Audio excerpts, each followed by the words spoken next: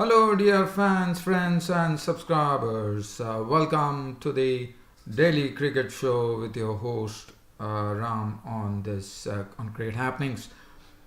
On this Cricket Happenings show, well, it's all about Pakistan, who actually won the ODI series today. They won the ODI series 3-1 as they won the match, I would say, in a very comfortable fashion and thus winning the ODI series. Truly deserved. They won the match by 7 wickets. I'll be talking about. So that is the one which is going to hold the whole story as far as today's Cricket Happening show is concerned. So let me start off by saying that Pakistan actually won the toss and they decided that it would be better off for them actually chasing that particular total, and it was an absolutely right decision. Well, it all started off with the West Indies openers. Again, it was played at the Queen's Park, Oval, Port of Spain, Trinidad and Tobago. And Evan Lewis and Chadwick Walton walked out as the openers. And in fact, Pakistan experimented with Imad Wasim opening the bowling. But then we saw that runs started coming. But this time it was Chadwick Walton who was the aggressor today. And he also hit a massive six of the bowling.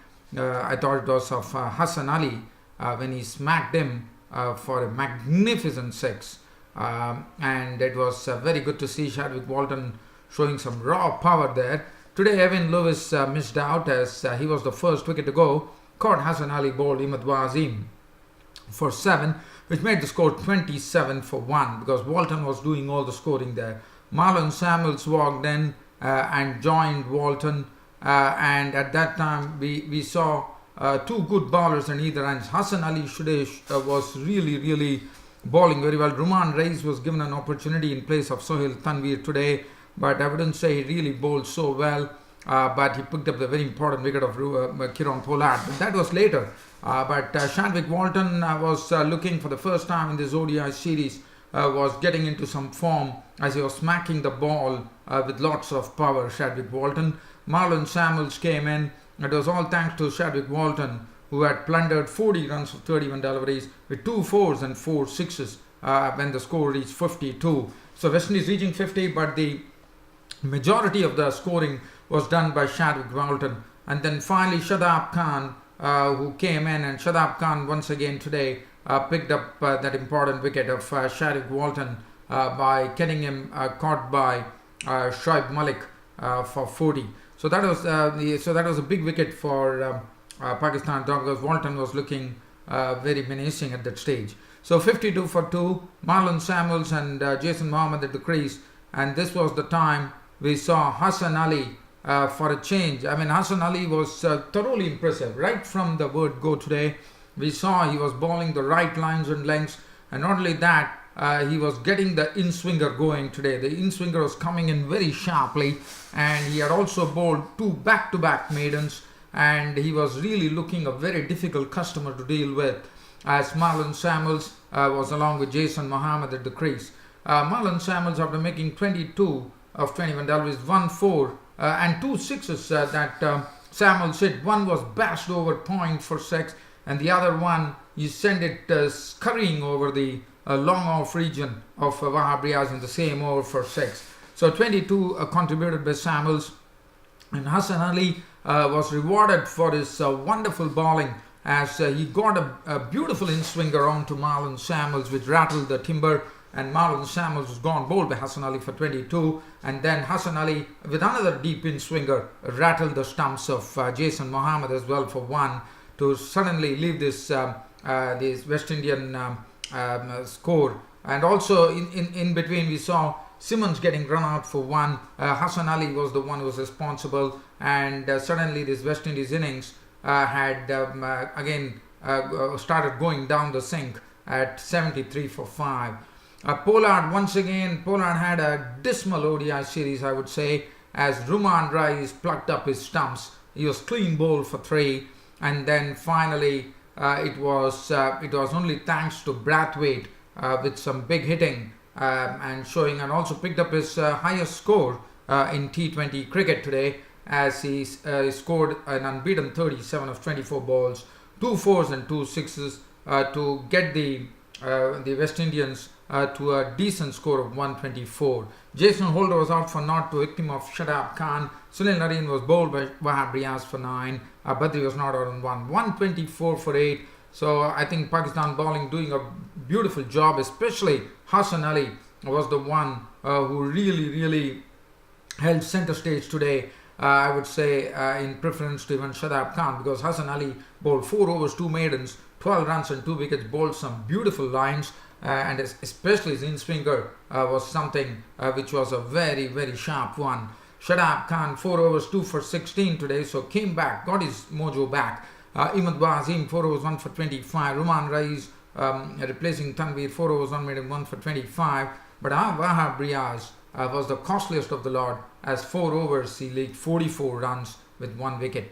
So 124 was always going to be a total that Pakistan definitely fancied to actually go after.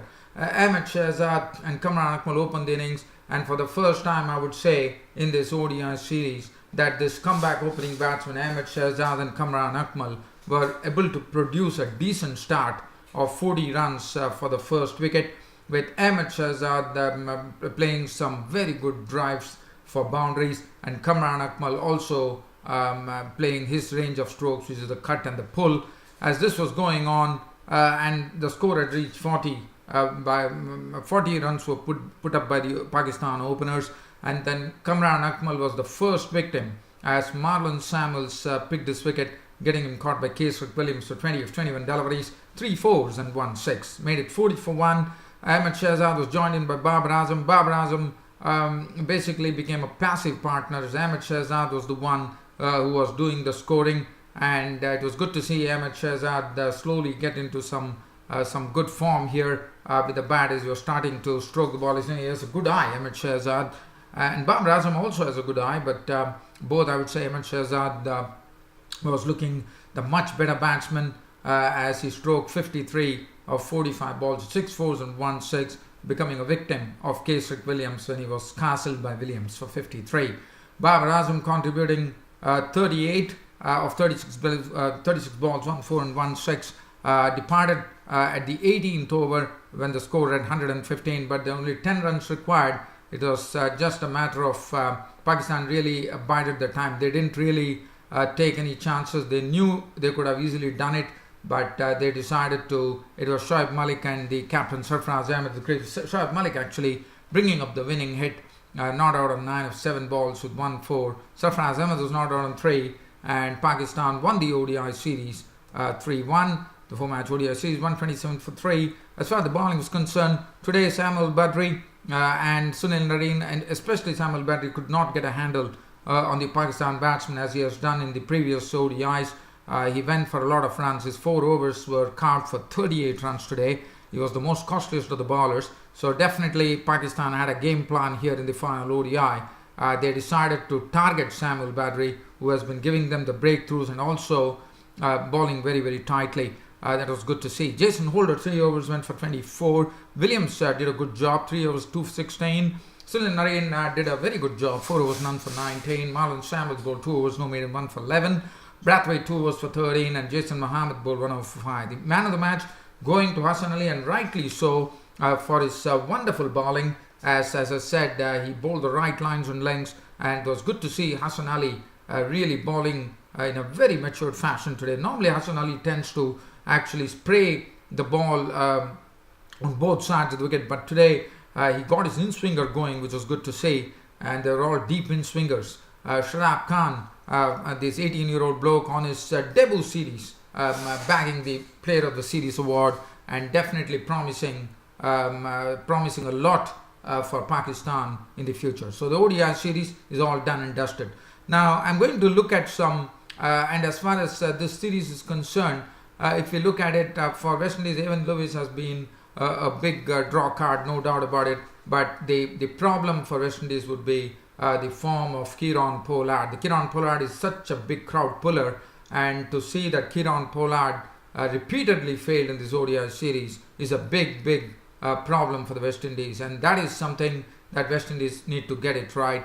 Other than that, I thought the West Indies really did well in the third one ODI, but they they had to find an answer for Shadab Khan. As far as Pakistan were concerned, well, they were looking good. The openers, that is Ahmed Shahzad and Kamran Akmal, finally coming good in this final ODI. Other than that, I thought the Pakistan contribution was good. Shadab Khan was the one who really was the one which was really haunting the West Indians. But today they also had Hassan Ali coming in and really doing a lot there. Well, dear fans, that is as far as this ODI series is concerned. Other than that, just looking at some cricket news here, which is coming in from Sri Lanka. As you know, there are going to be two T20s which is going to be played between Sri Lanka and Bangladesh. And Sri Lanka have actually announced their squad. Angelo Matthews still is a doubtful starter. He won't be playing for the T20 series. But the other thing is that if you look at Angelo Matthews' T20 average, it does not really. He has not been amongst a lot of runs, in the sense he has not been so successful in T20 cricket. But also Kushal Mendes, who was the player of the series in the ODIs, does not find a place, for which the chief selector, Sanat Jayasuriya, the former dashing opening batsman, has said that basically Kushal Mendes is given some rest. I wouldn't say that he's been dropped, because they know that he's a good talent, but they want him and Angelo Matthews to be concentrating on tests and ODIs rather than or T20s. So I think that's the right way to go, because why do you want to burn out talented players like that? So Kushal Mendes, they want to keep him fresh, probably with the Champions Trophy coming up. That is also another point that one could take into consideration. So informed Kushal Mendes also does not find a place, but it's a call for Thisara Pereira, the all-rounder, who got 250s in the ODI series and definitely knocked on the doors, and now he has got a recall to the T20 team, which is good to see. And Shehan Jayasuriya has also made it. He has been playing for the emerging Sri Lankan 11 and he has been called as well to the team. So that is as far as the cricket news is concerned. Today, another news that I would like to share is that Papua New Guinea, the other associate nation who is on the top, they beat the United Arab Emirates by 26 runs today. And the other news that I could share is, as you would remember, once in the Ashes series, England had a player by the name Michael Carberry. He also used to play in the Big Bash League. And he basically was a good player, but he was an opener. He opened, as you know, he was also the second highest run getter in that Ashes Test series when Kevin Peterson was there. He was the second highest run getter in that series. And Michael Carberry, who has not been playing cricket since then because of being diagnosed with cancer, he made a comeback after that. And what a comeback for him! Immediately after he has been rehabilitated, in the sense he has recovered from that. Carberry comes here and hits a ton in his comeback after going through the bout of cancer.